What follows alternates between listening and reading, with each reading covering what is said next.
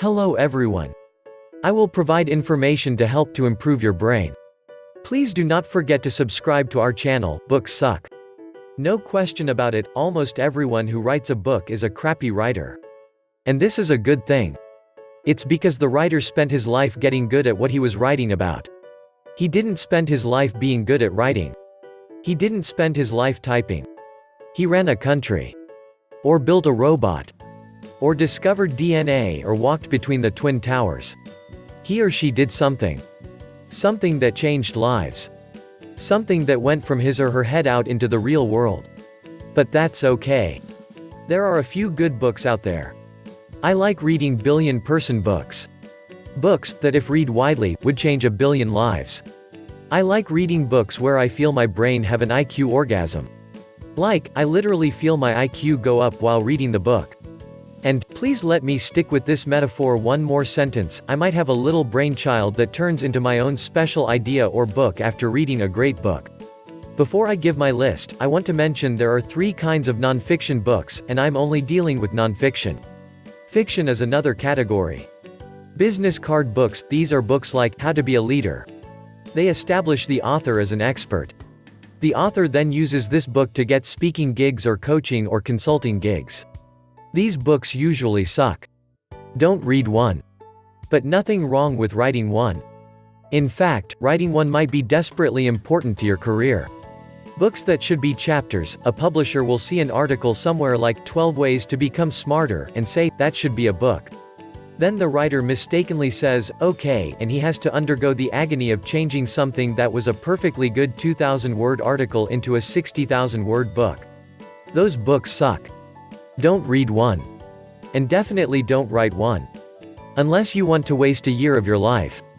I wasted 2004 to 2009 doing that. BRAINGASM books. Here's my top 10 list of braingasm books. Books that will raise your IQ between the time you start and the time you end. By the way, there are more than 10 of these books. This is just my top 10. Although not really in that order.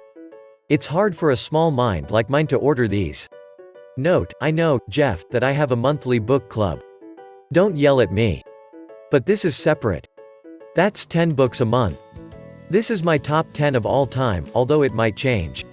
In fact, I know it's going to change tomorrow. I'm reading a good book right now. Sometimes it changes every day. The book's Mastery by Robert Greene. This book is like a curated version of 1,000 biographies all under the guise, How to Become a Master at What You Love. Bold by Peter Diamandis and Stephen Kotler. Basically, if you want to know the future, read this. Supplement it with Abundance by the same two and Tomorrowland by Stephen Kotler and even The Rational Optimist by Matt Ridley. I feel Abundance is like a sequel to The Rational Optimist. So I'm giving you 4 books with one recommendation. Outliers by Malcolm Gladwell. Gladwell is not the first person to come up with the 10,000-hour rule. Nor is he the first person to document what it takes to become the best in the world at something. But his stories are so great as he explains these deep concepts. How did the Beatles become the best? Why are professional hockey players born in January, February and March? And so on. Where Good Ideas Come From by Steven Johnson. Also add to this, How We Got to Now by Steven Johnson. Basically, don't believe the myth of the lonely genius. Ideas come from a confluence of history, the adjacent possible, specific geographic locations, etc. The connections Johnson makes are brilliant. For instance, the Gutenberg press, which, in itself, was invented because of improvements in sewing looms, made everyone realize they had bad vision.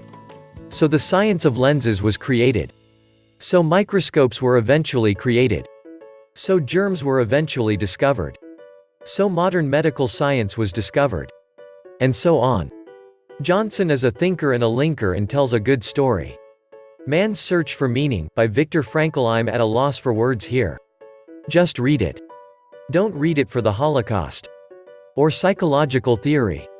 Read it because when you're about halfway through you will realize your life is no longer the same. And next time you get a chance to whisper in the ear of someone about to kill himself, whisper words from this book. Born Standing Up by Steve Martin. And while you are at it, throw in Bounce by Matthew Syed, who was the UK ping pong champion when he was younger. I love any book where someone took their passion, documented it, and shared it with us.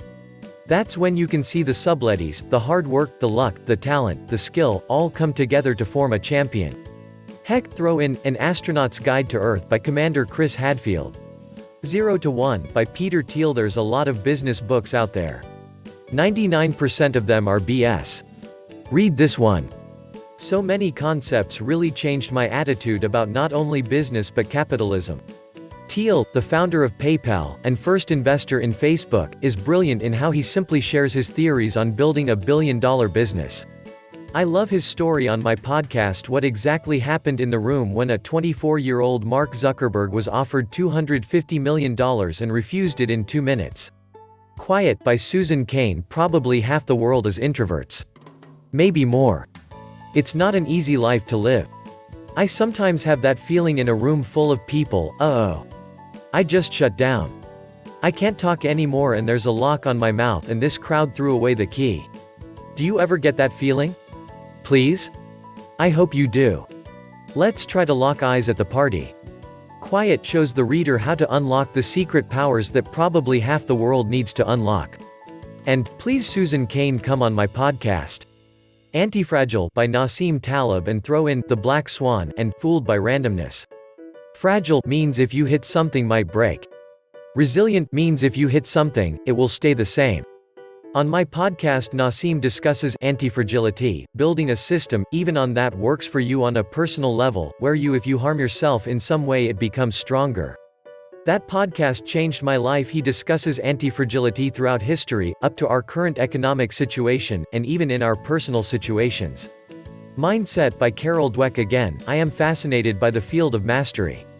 Not self-improvement, eat well, sleep well, etc., but on how can you continue a path of improvement so that you can really enjoy the subtleties at a very deep level of whatever it is you love. Carol Dweck, through massive research and storytelling, shows the reader how to continue on the path of improvement and why so many people fall off that path.